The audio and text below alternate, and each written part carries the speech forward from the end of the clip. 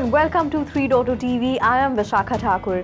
Bitcoin's slow bleed lower over the past weeks has sped up. Friday, the price dipping more than 3% in the past 24 hours to slide to about a 5-week low of $62,920, now lower by 9% over the past month.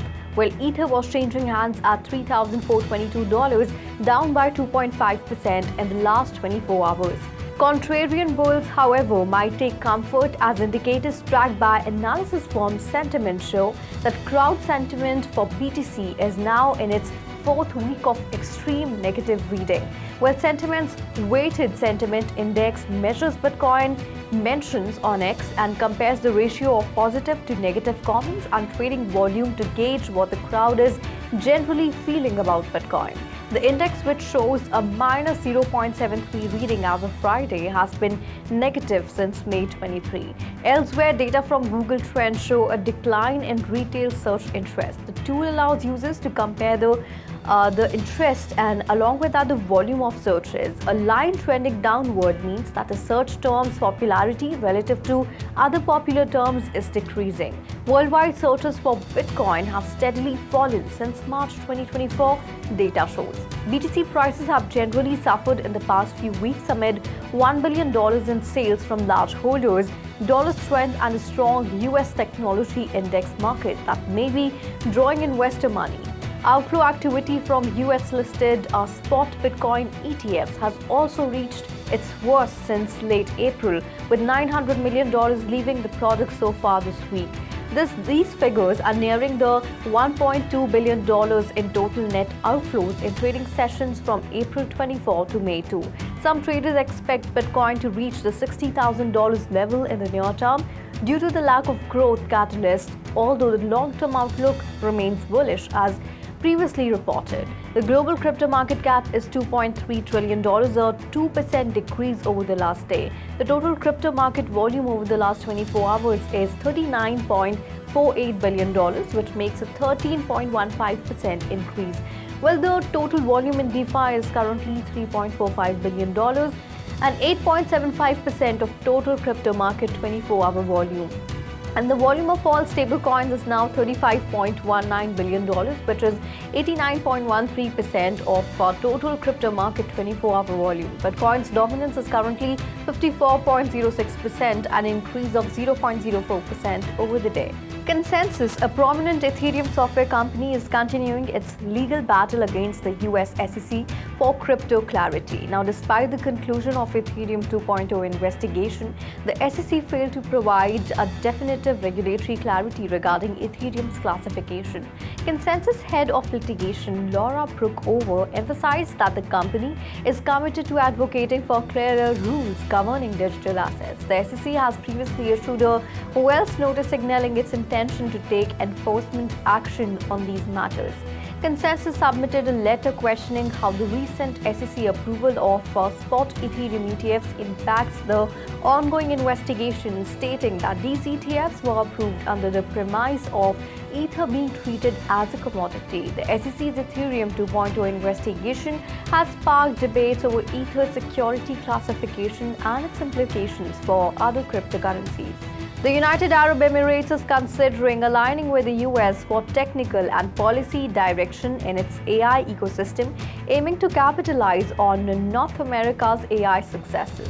The UAE's Minister of State for AI, Omar Al-Olama, stated that the country needs to be selective in its AI collaboration, stating that discussions between the UAE and the US will focus on what they are comfortable with and what they are not comfortable with. The plans to work with the US for infrastructure support follow extensive talks between both countries involving key sector players.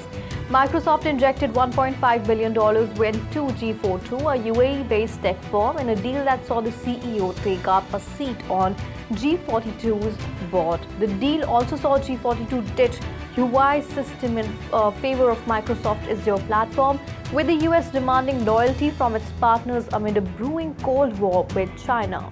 Foundry Digital LLC has launched Foundry Hardware, a suite of specialized equipment designed to improve institutional Bitcoin mining operations.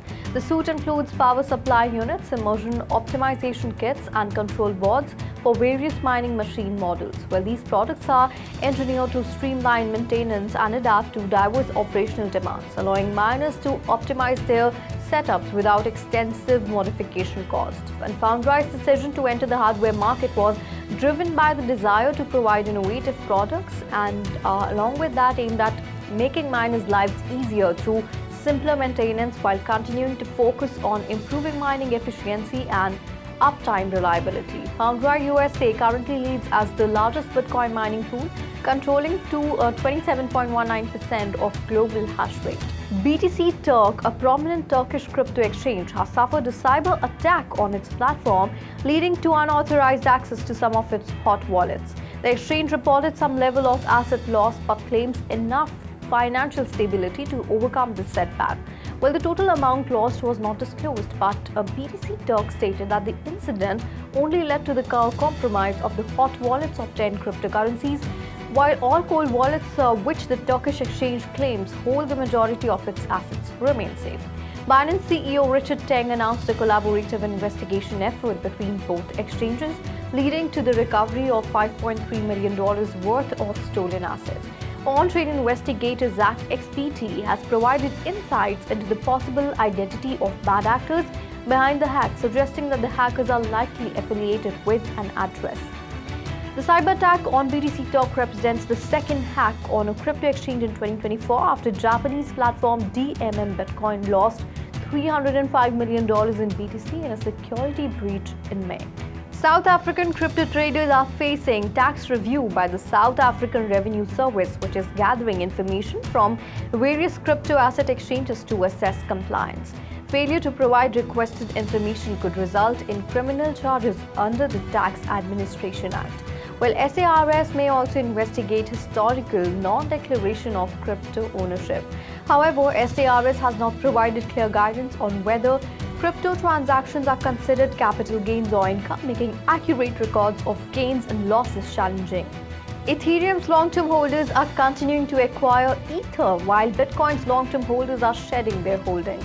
This divergence in behavior is likely due to new yield opportunities in Ether and the upcoming Ethereum ETF. While crypto total market cap has recovered from the recent drop, with Bitcoin holders taking profits on their holdings while Ethereum holders resist selling. This suggests that long-term holders believe in the potential gains in the altcoin. The upcoming Ethereum ETF and the yield from staking and restaking opportunities are likely catalysts driving the thesis of potential gains. And Eric Balchunas, senior ETF analyst at Bloomberg, believes that Ether spot ETF flows or volume relative to spot Bitcoin could be 20%, labeling the launch as successful by normal ETF standards. Balchunas explains this by comparing Ether's share versus Bitcoin's in different geographies and predicting a 20% share of Bitcoin's flow and volumes. Iran has unveiled its digital currency CBDC in a ceremony attended by Governor Mohammad Reza Fourzine and senior bank CEOs. The digital currency, similar to a banknote, is expected to facilitate purchases for clients of country's banking network. A pilot version of digital currency is being rolled out on Kish Island, southern Iran, after years of work and studies. The CBI hopes the pilot platform will enable the launch of Iran's national currency, the rial, in a digital form. Millet and Tejerit banks will contribute to the pilot project, which is set to launch in July. Well, the digital rial will also be used for some retail transactions, including purchasing goods and services. The launch aims to strengthen Iran's digital economy and payment infra resilience.